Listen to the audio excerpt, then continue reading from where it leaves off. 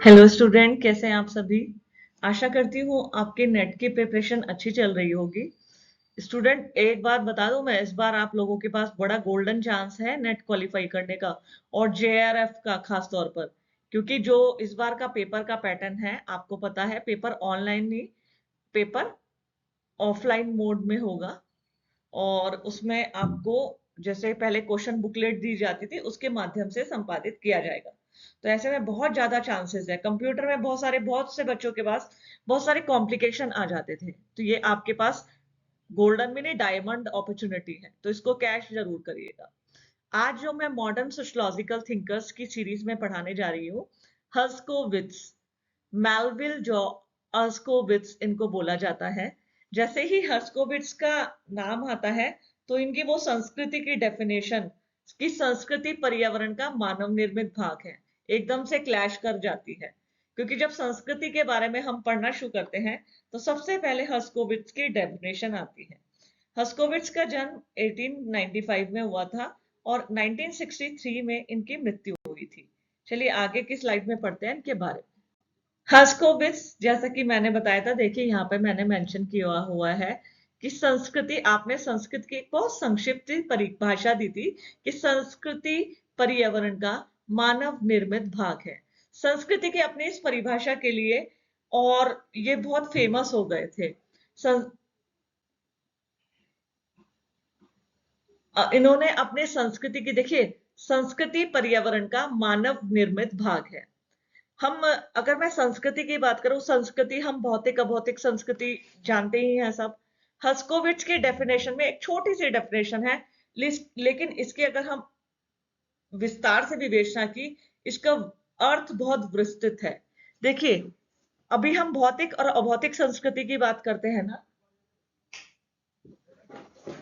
बच्चों को चार्जर लगा दो। भौतिक और अभौतिक संस्कृति, अभौतिक संस्कृति किसे कहते हैं बच्चों? जो मानव द्वारा निर्मित होती है, वस्तुएं, पेज, पंखा, हवाई जहाज, ये सब। तो हमारे पर्यावरण में जो जो चीजें तुम्हें दिखाई देती है, अगर तुम कहते हो मैडम पेड़ पौधे मनुष्य ने नहीं बनाए, ये प्रकृति की देन है, पर्वत प्रकृति की देन है। लेकिन हाँ, जो ये लैपटॉप है, मोबाइल फोन है या हवाई जहाज है, यह मनुष्य ने निर्माण किया है। तो हर्स्कोविट्स कहते हैं जो संस्कृति का पर्यावरण का मानव निर्मित भाग है। संस्कृति क्या है? जो भाग मनुष्य ने बनाया है वही संस्कृति है। और यहां मैंने देखिए मेंशन किया है, संस्कृति की अपनी इस संक्षिप्त परिभाषा के लिए हर्स्कोविट्स जो है, अफ्रीकी अमरीकी संस्कृति में अफ्रीकी तत्वों को सुरक्षित बनाए रखने तथा आर्थिक मानवशास्त्र संबंधी अपने शोध लेखन के बारे में जाने जाते हैं। और उन्होंने क्या था, जब वो कोलंबिया विश्वविद्यालय में अध्ययन कर रहे थे तो आपने फ्रेंच बोआस और गोल्डन वीजर से कभी काफी प्रभावित रहे थे। मतलब उन्होंने कोलंबिया विश्वविद्यालय में अध्ययन किया और फ्रेंच बोआस से काफी और गोल्डन वीजर से काफी प्रभावित रहे थे। हर्स्कोविट्ज कोलंबिया विश्वविद्यालय से अपनी शिक्षा ग्रहण करने के बाद उन्होंने नॉर्थ वेस्टर्न विश्वविद्यालय में पढ़ाया। जैसे कि मैंने बताया था, वे गोल्डन वीजर से बहुत प्रभावित थे, तो उन्होंने फिर अपने पढ़ाने के लिए नॉर्थ वेस्टर्न विश्वविद्यालय को चुना। उन्होंने आर्थिक निर्धारणवाद को इतना स्वीकार नहीं किया है।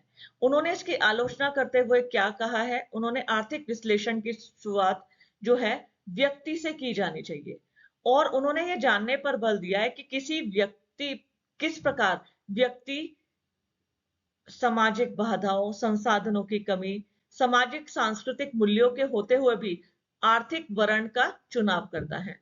देखिए यहाँ मैंने मेंशन, इसके विपरीत उन्होंने ये जानने पर बल दिया किस प्रकार व्यक्ति सामाजिक बाधाएं, संसाधनों की कमी और सांस्कृतिक मूल्यों के होते हुए आर्थिक वर्ण का चुनाव करता है।